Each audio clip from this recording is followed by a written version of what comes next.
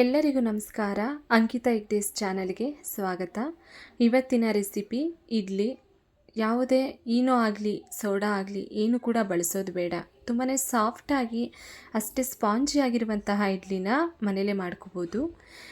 ಇಡ್ಲಿಯನ್ನು ಮಾಡೋದಕ್ಕೆ ಸರಿಯಾದ ಅಳತೆ ಹಾಗೂ ಮಾಡೋ ವಿಧಾನ ಹೇಗೆ ಅಂತೇಳಿ ನೋಡ್ಕೊಳ್ಳೋಣ ಬನ್ನಿ. ಮೊದಲನೇದಾಗಿ ನಾನಿಲ್ಲಿ ಈ ಥರದ ಗ್ಲಾಸಲ್ಲಿ 3 ಗ್ಲಾಸಷ್ಟು ಅಕ್ಕಿಯನ್ನು ತಗೊಳ್ತಾ ಇದ್ದೀನಿ. ನಾನಿಲ್ಲಿ ಹಿಟ್ಟನ್ನು ಜಾಸ್ತಿ ಪ್ರಮಾಣದಲ್ಲಿ ಮಾಡಿ ಇಟ್ಕೊಳ್ಳೋದಕ್ಕೆ ಹೋಗಲ್ಲ. ಅವತ್ತಿಗೆ ಎಷ್ಟು ಬೇಕೋ ಅಷ್ಟು ಪ್ರಮಾಣದಲ್ಲಿ ಮಾತ್ರ ಮಾಡಿ ಇಟ್ಕೊಳ್ತೀನಿ. ಹಾಗಾಗಿ ಇಲ್ಲಿ 3 ಗ್ಲಾಸಷ್ಟು ಅಕ್ಕಿ ಸಾಕಾಗುತ್ತೆ. ನೋಡಿ, ಇಲ್ಲಿ 3 ಗ್ಲಾಸಷ್ಟು ಅಕ್ಕಿಯನ್ನು ಸೇರಿಸಿದಾಗಿದೆ. ಇವಾಗ ನಾನೇನು ಅಕ್ಕಿಯನ್ನು ತಗೊಂಡಿದ್ದೆ ಅದೇ ಗ್ಲಾಸ್ ಅಳತೆಯಲ್ಲಿ 1 ಗ್ಲಾಸಷ್ಟು ಉದ್ದಿನಬೇಳೆಯನ್ನು ಸೇರಿಸ್ಕೋಬೇಕಾಗುತ್ತೆ. 3 ಗ್ಲಾಸ್ ಅಕ್ಕಿಗೆ 1 ಗ್ಲಾಸಷ್ಟು ಉದ್ದಿನಬೇಳೆ ಬೇಕಾಗುತ್ತೆ. ನೋಡಿ, ನಾನಿಲ್ಲಿ ದುಂಡು ಉದ್ದಿನಬೇಳೆನ ಸೇರಿಸ್ಕೊಳ್ತಾ ಇದ್ದೀನಿ. ನೀವು ಯಾವ ಥರದ ಬೇಳೆನಾದರೂ ಸೇರಿಸ್ಕೋಬೋದು. ನಾನಿಲ್ಲಿ ದುಂಡಾಗಿರುವಂತಹ ಉದ್ದಿನಬೇಳೆನ ಸೇರಿಸ್ಕೊಳ್ತಾ ಇದ್ದೀನಿ. ಉದ್ದಿನಬೇಳೆನ ಸೇರಿಸಿದಾದ ನಂತರ ಒಂದು ಅರ್ಧ ಸ್ಪೂನಷ್ಟು ಮೆಂತ್ಯಕಾಳನ್ನು ಸೇರಿಸ್ಕೋಬೇಕಾಗುತ್ತೆ. ಮೆಂತ್ಯಕಾಳನ್ನು ಸೇರಿಸೋದ್ರಿಂದ ಇಡ್ಲಿಯಲ್ಲಿ ಘಮ ಅಂತೇಳಿ ಒಂದು ಒಳ್ಳೆಯ ಪರಿಮಳ ಅನ್ನೋದು ಇರುತ್ತೆ. ನೋಡಿ, ಇವಾಗ ಎಲ್ಲ ಪದಾರ್ಥಗಳನ್ನು ಸೇರಿಸಿದಾಗಿದೆ. ಇವಾಗ ನೀರನ್ನು ಸೇರಿಸ್ಕೊಂಡು ಚೆನ್ನಾಗಿ 3ರಿಂದ 4 ಸಲ ವಾಶ್ ಮಾಡ್ಕೋಬೇಕಾಗುತ್ತೆ. ಅಕ್ಕಿ ಮತ್ತು ಉದ್ದಿನಬೇಳೆನ ಚೆನ್ನಾಗಿ 3ರಿಂದ 4 ಸಲ ವಾಶ್ ಮಾಡ್ಕೋಬೇಕು. ಚೆನ್ನಾಗಿ ವಾಶ್ ಮಾಡೋದ್ರಿಂದ ಇಡ್ಲಿ ಬೆಳ್ಳಗೆ ಚೆನ್ನಾಗಿ ಬರುತ್ತೆ. ಹಾಗಾಗಿ ಚೆನ್ನಾಗಿ ಈ ರೀತಿಯಾಗಿ ಅಕ್ಕಿಯನ್ನು 3ರಿಂದ 4 ಸಲ ತೊಳ್ಕೊಬೇಕಾಗುತ್ತೆ. ನೋಡಿ, ಇವಾಗ ಅಕ್ಕಿಯನ್ನು ತೊಳೆದಿದ್ದಾಗಿದೆ. ನಂತರ ನಾನು ಇದಕ್ಕೆ ಅಕ್ಕಿ ಮತ್ತು ಉದ್ದಿನಬೇಳೆ ಮುಳುಗುವಷ್ಟು ನೀರನ್ನು ಸೇರಿಸ್ಕೊಳ್ತಾ ಇದ್ದೀನಿ. ಈ ರೀತಿ ನೀರನ್ನು ಸೇರಿಸಿದಾದ ನಂತರ ಪ್ಲೇಟನ್ನು ಮುಚ್ಚಿ ಕಂಪ್ಲೀಟಾಗಿ ಒಂದು 8ರಿಂದ 10 ಗಂಟೆಗಳ ಕಾಲ ನೆನೆಯೋದಕ್ಕೆ ಬಿಟ್ಬಿಡಬೇಕಾಗುತ್ತೆ.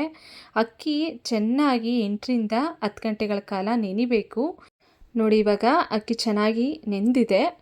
ನಾನಿವಾಗ ಇದನ್ನು ಮಿಕ್ಸಿ ಜಾರ್ಗೆ ಸೇರಿಸ್ಕೊಳ್ತಾ ಇದ್ದೀನಿ. ಮೊದಲನೇದಾಗಿ ನಾನಿಲ್ಲಿ ಉದ್ದಿನ ಕಾಳನ್ನು ಸೇರಿಸ್ಕೊಳ್ತಾ ಇದ್ದೀನಿ. ಉದ್ದಿನಬೇಳೆನ ನಾನು 2 ಬ್ಯಾಚಲ್ಲಿ ರುಬ್ಕೊಳ್ತೀನಿ. ಸ್ವಲ್ಪ ನೀರನ್ನು ಸೇರಿಸ್ಕೊಂಡು ಇವಾಗ ತುಂಬ ಸ್ಮೂತಾಗಿ ಉದ್ದಿನಬೇಳೆನ ತೊಗೋಬೇಕಾಗುತ್ತೆ. ನೋಡಿ, ಈ ರೀತಿಯಾಗಿ ಸ್ಮೂತಾಗಿ ರುಬ್ಕೋಬೇಕಾಗುತ್ತೆ. ಇದನ್ನ ಇವಾಗ ನಾನು ಒಂದು ಪಾತ್ರೆಗೆ ಸೇರಿಸ್ಕೊಳ್ತಾ ಇದ್ದೀನಿ. ಇದೇ ರೀತಿ ನಾನು ಇನ್ನೊಂದು ಬ್ಯಾಚು ಉದ್ದಿನಬೇಳೆ ಹಿಟ್ಟನ್ನು ರುಬ್ಕೊಂಡಿದ್ದೆ, ಅದನ್ನು ಈಗ ಸೇರಿಸ್ಕೊಳ್ತಾ ಇದ್ದೀನಿ. ನೆಕ್ಸ್ಟ್ ಇವಾಗ ಅಕ್ಕಿನ ಅದೇ ಮಿಕ್ಸಿ ಜಾರ್ಗೆ ಸೇರಿಸ್ಕೊಳ್ತಾ ಇದ್ದೀನಿ. ಅಕ್ಕಿಯನ್ನು ಸೇರಿಸಿದಾದ ನಂತರ ಒಂದು ಸ್ವಲ್ಪ ನೀರನ್ನು ಸೇರಿಸ್ಕೋಬೇಕಾಗುತ್ತೆ. ಅಕ್ಕಿ ರುಬ್ಬೋದಕ್ಕೆ ಎಷ್ಟು ನೀರು ಬೇಕೋ ಅಷ್ಟು ನೀರನ್ನು ಮಾತ್ರ ಸೇರಿಸ್ಕೊಂಡು ಇವಾಗ ಅಕ್ಕಿನೂ ಕೂಡ ಈ ರೀತಿಯಾಗಿ ರುಬ್ಕೊಂಡು ತೊಗೋಬೇಕಾಗುತ್ತೆ. ಅಕ್ಕಿನ ಜಾಸ್ತಿ ಸ್ಮೂತಾಗಿ ರುಬ್ಕೋಬಾರ್ದು, ಸ್ವಲ್ಪ ರವೆ ರೀತಿಯಲ್ಲಿ ರುಬ್ಕೋಬೇಕಾಗತ್ತೆ. ಜಾಸ್ತಿ ಸ್ಮೂತಾಗೂ ರುಬ್ಕೋಬಾರ್ದು, ಹಾಗಂತೇಳಿ ಜಾಸ್ತಿ ರಫಾಗೂ ಕೂಡ ರುಬ್ಕೊಳ್ಳೋಕೆ ಹೋಗಬಾರ್ದು. ನೋಡಿ, ಈ ರೀತಿಯಾಗಿ ರುಬ್ಕೊಂಡು ತೊಗೋಬೇಕಾಗುತ್ತೆ. ನಂತರ ನಾನು ಇದನ್ನು ಉದ್ದಿನ ಹಿಟ್ಟು ಏನಿತ್ತು ಅದೇ ಮಿಶ್ರಣಕ್ಕೆ ಸೇರಿಸ್ಕೊಳ್ತಾ ಇದ್ದೀನಿ. ನೋಡಿ, ಇದೇ ರೀತಿ ಎಲ್ಲ ಅಕ್ಕಿ ಮಿಶ್ರಣನೂ ಕೂಡ ನಾನು ರುಬ್ಬಿ ತೊಗೊಳ್ತಾ ಇದ್ದೀನಿ. ಅಕ್ಕಿ ರುಬ್ಬೋವಾಗೇ ಒಂದು ಹಿಡಿ ಉಪ್ಪನ್ನು ಸಹ ಸೇರಿಸ್ಕೊಂಡು ನಾನಿಲ್ಲಿ ರುಬ್ಕೊಂಡು ತೊಗೊಳ್ತಾ ಇದ್ದೀನಿ. ನೋಡಿ, ಎಲ್ಲ ಅಕ್ಕಿ ಮಿಶ್ರಣನೂ ಕೂಡ ರುಬ್ಕೊಂಡಿದ್ದಾಗಿದೆ. ಇವಾಗ ನಾನು ಇದಕ್ಕೆ 1 ಗ್ಲಾಸಷ್ಟು ಫ್ರೆಶ್ ಅನ್ನನ ಸೇರಿಸ್ಕೊಳ್ತಾ ಇದ್ದೀನಿ. ಇದು ಆಗತಾನೆ ಮಾಡಿರುವಂತಹ ಫ್ರೆಶ್ ಅನ್ನ ತಣ್ಣಗಾದ ನಂತರ ಮಿಕ್ಸಿ ಜಾರ್ಗೆ ಸೇರಿಸ್ಕೊಳ್ತಾ ಇದ್ದೀನಿ. 1 ಗ್ಲಾಸಷ್ಟು ಪೂರ್ತಿ ಅನ್ನನ ನಾನಿಲ್ಲಿ ಸೇರಿಸ್ಕೊಂಡಿದ್ದೀನಿ.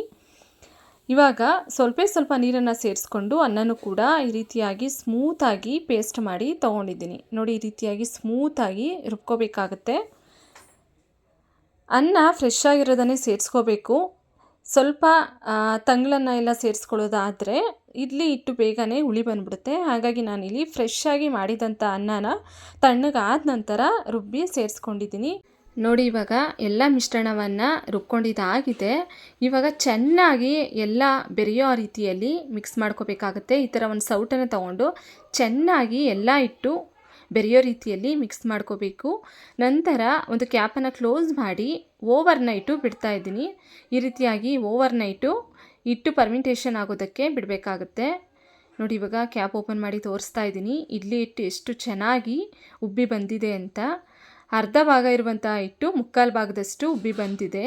ಈ ರೀತಿಯಾಗಿ ಕಂಪ್ಲೀಟಾಗಿ ಇಡ್ಲಿ ಹಿಟ್ಟು ಉಬ್ಬಿ ಬಂದರೆ ಮಾತ್ರ ಇಡ್ಲಿ ತುಂಬ ಸಾಫ್ಟಾಗಿ ಸ್ಪಾಂಜಿಯಾಗಿ ಬರುವಂಥದ್ದು. ಇವಾಗ ಇನ್ನೊಂದು ಸಲ ನಿಧಾನವಾಗಿ ಹಿಟ್ಟನ್ನು ತಿರುಗಿಸ್ಕೋಬೇಕಾಗುತ್ತೆ. ನೋಡಿ, ಈ ರೀತಿಯಾಗಿ ನಿಧಾನವಾಗಿ ಹಿಟ್ಟನ್ನು ತಿರುಗಿಸ್ಕೋಬೇಕಾಗುತ್ತೆ. ನಂತರ ನಾನಿಲ್ಲಿ ಇಡ್ಲಿ ಪ್ಲೇಟ್ಸನ್ನು ತೊಗೊಂಡಿದ್ದೀನಿ. ಇಡ್ಲಿ ಪ್ಲೇಟ್ಸ್ಗೆ ಈ ರೀತಿಯಾಗಿ ಸ್ವಲ್ಪನೇ ಆಯಿಲನ್ನು ಹಾಕೋಬೇಕಾಗುತ್ತೆ. ನೋಡಿ, ಈ ರೀತಿಯಾಗಿ ಆಯಿಲನ್ನು ಹಾಕೊಂಡಿದ್ದಾದ ನಂತರ ಆಯಿಲನ್ನು ಚೆನ್ನಾಗಿ ಸ್ಪ್ರೆಡ್ ಮಾಡ್ಕೋಬೇಕು. ನೋಡಿ, ಈ ರೀತಿಯಾಗಿ ಚೆನ್ನಾಗಿ ಇಡ್ಲಿ ಪ್ಲೇಟ್ಸ್ಗೆ ಆಯಿಲು ಸ್ಪ್ರೆಡ್ ಮಾಡಿದ್ದಾಗಿದೆ. ಇದಾದ ನಂತರ ನಾನು ಇಡ್ಲಿ ಹಿಟ್ಟನ್ನು ಸೇರಿಸ್ಕೊಳ್ತಾ ಇದ್ದೀನಿ. ನೋಡಿ, ನಾನೇನು ರೆಡಿ ಮಾಡಿ ಇಟ್ಕೊಂಡಿದ್ದೆ ಇಡ್ಲಿ ಹಿಟ್ಟನ್ನು ಪ್ಲೇಟ್ಸ್ಗಳಿಗೆ ಸೇರಿಸ್ಕೊಳ್ತಾ ಇದ್ದೀನಿ. ಇದೇ ಥರ ಎಲ್ಲ ಪ್ಲೇಟ್ಸ್ಗೂ ಕೂಡ ಇಡ್ಲಿ ಹಿಟ್ಟನ್ನು ಸೇರಿಸ್ಕೋಬೇಕಾಗುತ್ತೆ. ನೋಡಿ, ಇವಾಗ ನಾನು ಸ್ಟವ್ ಮೇಲೆ ಇಡ್ಲಿ ಪಾತ್ರೆನ ಬಿಸಿಯಾಗೋದಕ್ಕೆ ಇಟ್ಕೊಳ್ತಾ ಇದ್ದೀನಿ. ಇವಾಗ ನೀರನ್ನು ಸೇರಿಸ್ಕೊಳ್ತಾ ಇದ್ದೀನಿ. ನೀರು ಬಿಸಿ ಆಗಬೇಕು. ನೀರು ಬಿಸಿಯಾದ ನಂತರ ನಾನಿಲ್ಲಿ ರೆಡಿ ಮಾಡಿ ಇಟ್ಕೊಂಡಿದ್ದಂಥ ಇಡ್ಲಿ ಪ್ಲೇಟ್ಸ್ಗಳನ್ನ ಇಟ್ಕೊಳ್ತಾ ಇದ್ದೀನಿ. ನೋಡಿ, ಈ ರೀತಿಯಾಗಿ ಇಡ್ಲಿ ಪ್ಲೇಟ್ಸ್ಗಳನ್ನ ಇಟ್ಟಾಗಿದೆ. ಇವಾಗ ಇಡ್ಲಿ ಕುಕ್ಕರ್ ಲಿಡ್ಡನ್ನು ಕ್ಲೋಸ್ ಮಾಡ್ಕೋಬೇಕು. ಇಡ್ಲಿ ಕುಕ್ಕರ್ ಲಿಡ್ಡನ್ನು ಕ್ಲೋಸ್ ಮಾಡಿದ ನಂತರ ಸುಮಾರು ಒಂದು 7-8 ನಿಮಿಷಗಳ ಕಾಲ ಒಂದು ಮೀಡಿಯಮ್ ಫ್ಲೇಮಲ್ಲಿ ಇಡ್ಲಿನ ಬೇಯಿಸ್ಕೋಬೇಕಾಗುತ್ತೆ. ನೋಡಿ, ಈ ರೀತಿಯಾಗಿ ಇಡ್ಲಿನ ಬೇಯಿಸ್ಕೋಬೇಕಾಗುತ್ತೆ. ಇವಾಗ ಓಪನ್ ಮಾಡಿ ತೋರಿಸ್ತಾ ಇದ್ದೀನಿ. ಇಡ್ಲಿ ಚೆನ್ನಾಗಿ ಬೆಂದಿದೆ.